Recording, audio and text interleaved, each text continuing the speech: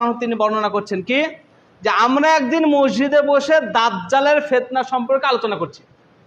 বুঝতে পারলেন কি না? আপনি যেটা কিছুই মনে করেন না, মানুষকে দেখানোর জন্য ইবাদত করেন এবং কিছু মনেই করেন না, তো এটা কত ভয়ঙ্কর এটা একটু বুঝে নেন। আল্লাহ রাসূলের সময় জাবের রাদিয়াল্লাহু আনহু তিনি বলছেন যে আমরা মসজিদে বসে দাজ্জালের ফিতনা সম্পর্কে আলোচনা করছি। দাজ্জালের ফিতনা কি বলেন দেখি? এত ভয়ঙ্কর, প্রত্যেকটা নবী তার উম্মতকে সতর্ক করেছেন দাজ্জালের ফিতনা সম্পর্কে। এত ভয়াবহ হবে দাজ্জালের ফিতনা, যেখানে ঈমান টিকিয়ে রাখা খুবই মুশকিল। আরে এখনই তো ঈমান টিকিয়ে রাখতে পারছেন না, দাজ্জাল তো এখনো আসেনি। দাজ্জাল এখনো আসেনি, তার কিছু কার্যকলাপ হয়তো দুনিয়াতে এখন ছেয়ে গেছে, দাজ্জাল এখনো আসেনি। তাহলে দাজ্জাল না আসাতেই যদি ঈমান টিকিয়ে না রাখতে পারে, দাজ্জাল এলে কি হবে? বুঝতে পারলেন না? সামান্য একটা পীরের কাছে গিয়ে পীরের কিছু কলা কৌশল দেখে পীর খেয়ে আল্লাহ মনে করছেন। বুঝতে পারলেন কি না? ধরেন আপনার মনের কোনো কামনা বাসনা পীর বললে এটা হবে, আর সেটা হয়ে গেল, আপনি পীর খেয়ে আল্লাহ ভাবছেন। অথচ দাজ্জালকে এমন কিছু কলা কৌশল এবং তাকে দেওয়া হয়েছে, আপনি যা বলবেন তাই হবে। দাজ্জালকে বলছেন যে এখানে বৃষ্টি বর্ষণ করা হতো, দাজ্জাল এইদিকে বৃষ্টি হয়ে এই মাঠটাই বৃষ্টি হতে লাগবে। বলেন ঈমান টিকে রাখতে পারবেন? কত ভয়ঙ্কর, কত ভয়াবহ বিষয়, যেটা প্রত্যেকটা নবী তার উম্মতকে সতর্ক করেছেন। এবার জাবের রাদিয়াল্লাহু আনহু বলছেন যে আমি মসজিদে বসে এই দাজ্জালের ফিতনার ভয়াবহতা নিয়ে আলোচনা করছি। অমত অবস্থা আল্লাহ রাসূল এলেন, আসার পরে বলছেন তোমরা কি বিষয় নিয়ে আলোচনা করছো? তো জাবের বলছেন যে আল্লাহ রাসূল, আমরা ওই দাজ্জালের ফিতনার ভয়াবহতা নিয়ে আলোচনা করছি। আল্লাহ রাসূল বলছেন শুনো শুনো শুনো শুনো, এই দাজ্জালের থেকেও ভয়ঙ্কর কিছু তোমাদের সামনে বলবো কি, যে দাজ্জালের থেকেও ভয়াবহ। তো জাবের রাদিয়াল্লাহু আনহু তিনি বলছেন যে আল্লাহ রাসূল অবশ্যই বলেন, কেননা দাজ্জালের ফিতনা এত ভয়ঙ্কর হবে ঈমান টিকিয়ে রাখা মুশকিল। এই দাজ্জালের ফিতনা থেকে বাঁচার জন্য আমরা নিজের আপ্রাণ চেষ্টা করছি, তাহলে এর থেকেও ভয়ঙ্কর হলে তো আরো বেশি করব। তখন আল্লাহ রাসূল বলছেন শুনো শুনো শুনো, সেটা হচ্ছে গোপন শিরক। কি বলেন? দাজ্জালের থেকেও বেশি ভয়ঙ্কর কি সেটা? গোপন শিরক। এই গোপন শিরক যখন বললেন, তখন সাহাবায়ে কেরাম বলছেন যে আল্লাহ রাসূল একটু বুঝিয়ে বলেন। এবার মনে হচ্ছে যেন তিনি আপনাদেরকে বুঝাচ্ছেন, উদাহরণটা তিনি পেশ করছেন। আল্লাহ রাসূল বলছেন শোনো শোনো শোনো, গোপন শিরক মানে লোক দেখানো ইবাদত করা। তারপরে আবার উদাহরণ দিচ্ছে কি, যে ধরো কেউ সালাত আদায় করছে, ধরো কেউ নামাজ পড়ছে, আর নামাজ পড়ছে সে ভাবছে আমাকে যেন কেউ দেখুক যে আমি নামাজ পড়ছি। এটাই হচ্ছে গোপন শিরক, যেটা দাজ্জালের ফিতনার থেকেও বেশি ভয়ঙ্কর। বলেন এবার আপনার পরিস্থিতি কোথায়? আপনি তো জুমার দিন শুধু নামাজ পড়তে আসেন, যদি নামাজ না পড়তে আসে লোকে কি বলবে এই ভেবে কি হবে আপনার? আপনি শুধু রোজার মাসে ঘটা করে তারাবিতে নামাজ পড়তে আসেন লোককে দেখানোর জন্য, যদি রোজার মাসেও নামাজ না পড়ে তাহলে লোকে কি বলবে? বলেন আপনার কি হবে? যেটা জাবের রাদিয়াল্লাহু আনহু বলছেন যে আল্লাহ রাসূল বলছেন এটা ফিতনাটা, এই দাজ্জালের যে ফিতনা তার থেকেও ভয়ঙ্কর কোনটা? লোক দেখানো ইবাদত করা। বলেন আপনার কি হবে? যেটা বলছিলাম, ইবাদতের মধ্যে যদি লৌকিকতা থাকে, ইবাদতের মধ্যে যদি ইখলাস না থাকে, সেই ইবাদত গ্রহণীয় হবে না। 2 নম্বর গেলাম। নম্বর 3 যেটা খুব গুরুত্বপূর্ণ, সেটা হচ্ছে সুন্নাত। যে ইবাদতটা করবেন সেই ইবাদতটা সুন্নাতি পদ্ধতি অনুযায়ী হতে হবে, তবে ইবাদত কবুল হবে। আবারও মনে রাখবেন, 3টে শর্ত ছাড়া কোনো ইবাদত গ্রহণীয় নয়। তাহলে আপনি আমি যে ইবাদতটা করছি সেটা যেন বিফলে না যায়, যার কারণে আজকের বক্তব্য। 1 নম্বর কি? ঈমান। ঈমান থাকতে হবে। ঈমানের হালাতে আপনি ইবাদত করবেন, তবেই সেই ইবাদত কবুল হবে। নম্বর 2 ইখলাস। যে ইবাদতটুকু করবেন সেই ইবাদত যেন ইখলাস থাকে, খুলুসিয়াত থাকে, নিয়ত যেন বিশুদ্ধ থাকে, লোক দেখানো না হয়, তাহলে সেই ইবাদত গ্রহণীয় হবে। নম্বর 3 সুন্নতি তরিকা। আল্লাহ রাসূল সাল্লাল্লাহু আলাইহি ওয়াসাল্লাম যে পদ্ধতিতে বলেছেন, যে মতো বলেছেন, সেই পদ্ধতি অনুযায়ী আমল হতে হবে, তবেই সেই ইবাদতটা গ্রহণীয় হবে। আল্লাহ যেন আমাদেরকে বিষয়গুলো বোঝার ও মানার তৌফিক দান করেন। সকলে বলেন আল্লাহুম্মা আমিন। আলহামদুলিল্লাহ ওয়াহদা ওয়াসসালাতু ওয়াসসালামু আলা মান লা নাবিয়্যা বা'দা, আম্মা বা'দ। যেটা বলছিলাম, 2 নম্বর গেল। 3 নম্বর সুন্নাতি পদ্ধতি অনুযায়ী ইবাদত করতে হবে। সুন্নাতি পদ্ধতি, সুন্নাত কি বলেন? সুন্নাতি যে পদ্ধতি অনুযায়ী আমল করবেন, সুন্নাতটা কি? সুন্নাত সরাসরি যদি বলতে চাই, সুন্নাত মানে পথ পদ্ধতি। এ বিষয়ে একটা বিস্তারিত আলোচনা করতে হবে, নাহলে বিষয়টা মাথায় ঢুকবে না, তাই একটু সংক্ষেপে বলি। সুন্নাত মানে পথ পদ্ধতি। কার পথ পদ্ধতি? আল্লাহ রাসূল সাল্লাল্লাহু আলাইহি ওয়াসাল্লামের পথ পদ্ধতি। যে ইবাদতটা করবেন সেই ইবাদতটা হতে হবে আল্লাহর রাসূলের পদ্ধতি অনুযায়ী, নিজের মন মতো নয়, তবেই কবুল হবে। আবার বুঝেন, যে ইবাদতটুকু করবেন সেই ইবাদত করার সময় ঈমান তো থাকতেই হবে, দ্বিতীয়ত তার মধ্যে ইখলাসও থাকতে হবে যে আল্লাহকে খুশি করার জন্যই করছি। তৃতীয় যেটা বিষয় সেটা হচ্ছে সুন্নতি পদ্ধতি থাকতে হবে। কার পদ্ধতি? আল্লাহর রাসূল সাল্লাল্লাহু আলাইহি ওয়াসাল্লামের পদ্ধতি থাকতে হবে। বুঝতে পারলেন না? পারলেন না? এবার বলেন, আল্লাহ রাসূলের পদ্ধতি, আল্লাহ রাসূলের কথার এত দাম কেন? এটা যদি বুঝতে পারেন তাহলে খুব সহজ হয়ে যাবে।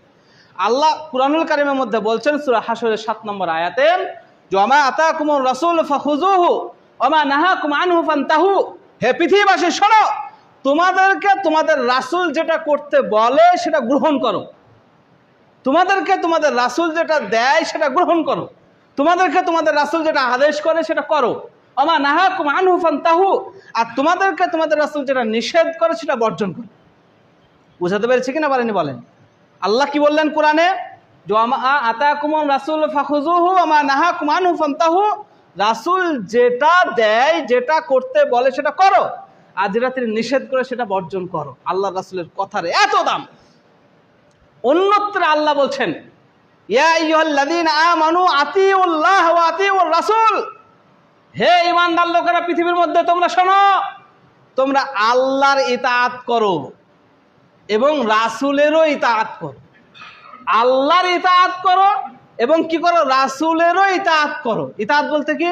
ইতাআত মানে হচ্ছে যে মতো বলেছেন, যতটুকু বলেছেন সেখানে সে মতো ততটুকু করার নামই হচ্ছে ইতাআত। নিজস্ব কোনো মন মর্জি চলবে না। তাহলে আল্লাহর ইতাআত করতে বলেছে আর রাসূলের ইতাআত করতে বলেছে, তার রাসূলের কথার এত দাম কেন? সময় তো হয়ে গেছে, আর 5 মিনিট বাড়ালে অসুবিধা হবে কি বলছিলাম?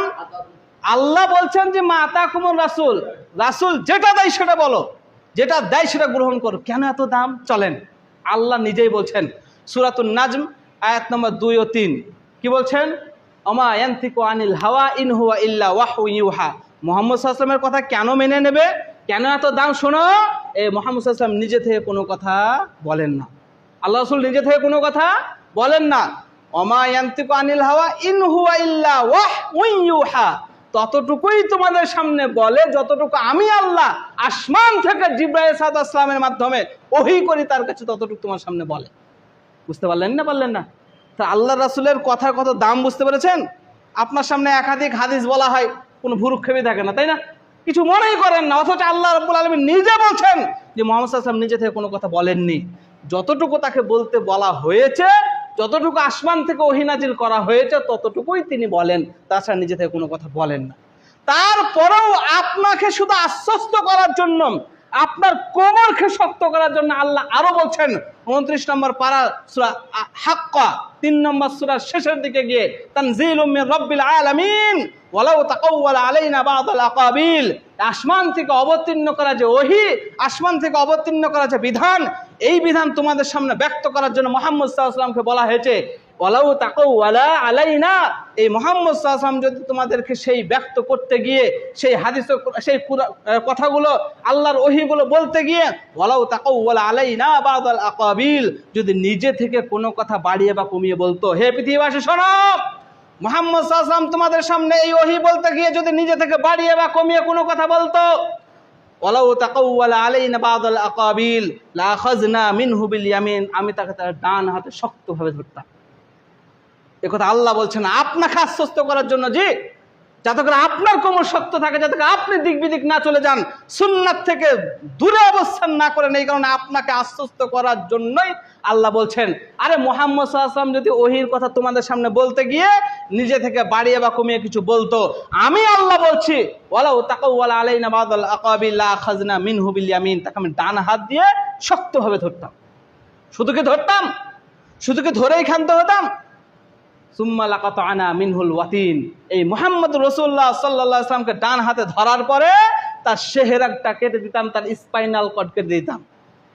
কত বড় হুমকি, কত বড় ধমকি! আল্লাহ কুরআনে বলছে যে আমি যে ওহী অবতীর্ণ করেছি আসমান থেকে, এই ওহী তোমাদের সামনে ব্যক্ত করার জন্য, বলার জন্য। আর মুহাম্মদ সাল্লাল্লাহু আলাইহি ওয়াসাল্লাম যদি নিজে থেকে এই কথা বাড়িয়ে বা কমিয়ে বলতো, নিজের মন মতো বলতো, আমি তাকে ডান হাত দিয়ে শক্তভাবে ধরে তার চেহারা কেটে দিতাম, স্পাইনাল কর্ড কেটে দিতাম। কত বড় হুমকি জি! স্বয়ং আল্লাহ রাসূল সাল্লাল্লাহু আলাইহি ওয়াসাল্লাম সম্পর্কে এত হুমকি, আর আমরা 2 টাকার মৌলবি হয়ে 2 পাতা পড়ে আল্লাহ রাসূলের সুন্নাতকে এদিক ওদিক করে দিই। কত বড় সাহস আমাদের, বুঝেছেন? জাহান্নামকে এমনি দিবে বলছেন, যেখানে আল্লাহ রাসূলের জন্য এত বড় হুমকি যে আল্লাহর কথা বলতে গিয়ে যদি এদিক ওদিক করতো তাহলে তাকে ডান হাত দিয়ে ধরে তার চেহারাটা কেটে দিতেন। কোরআনে আজও আছে এই আয়াত, 29 নম্বর পাঠ 3 নম্বর সূরার শেষে এমনি জল করছে 1450 বছর ধরে। আল্লাহ এত বড় হুমকি দিয়েছেন, আর আমি আপনি 2 টাকার মৌলবি, 2 পাতার মৌলবি হয়ে যেদিকে বৃষ্টি আসে সেদিকে ছাতা ধরি, যেদিকে বৃষ্টি আসে সেদিকে ছাতা ধরি, ফতোয়া উল্টাতেই ব্যস্ত। আমাদের কি হবে বলছে, বুঝতে পারছেন? এই কারণে আল্লাহ বলছেন যে মুহাম্মদ যেটা বলেছে সেটা গ্রহণ কর। যে আমি তার স্পাইনাল কর্ড কেটে দিতাম, মানে এই যে চেহারাটা বলা, এটা যদি অকুজে হয়ে যায় গোটা শরীর অকুজে, আর কিছু কাজ হবে না। এত বড় হুমকি। শুধু তাই নয়, আল্লাহ রাব্বুল আলামিন শুধু এতটুকু হুমকি দিয়ে থেমে গেছেন তা নয়, তিনি বলছেন শোনো, মিনকুম মিন আহাদিন আনহু হাজিজিন, আর যখন মুহাম্মদ সাল্লাল্লাহু আলাইহি ওয়াসাল্লামকে ধরতাম, ধরার পরে তার স্পাইনাল কর্ড কেটে দিতাম, তোমরা কেউ তাকে বাঁচাতেও পারতে না। এই কারণেই আল্লাহ বলেছেন মা আতাকুমুর রাসূল, রাসূল যেটা দেয় সেটা গ্রহণ করো, আর তিনি যেটা নিষেধ করে সেটা বর্জন করার, এটাই হচ্ছে সুন্নাহ।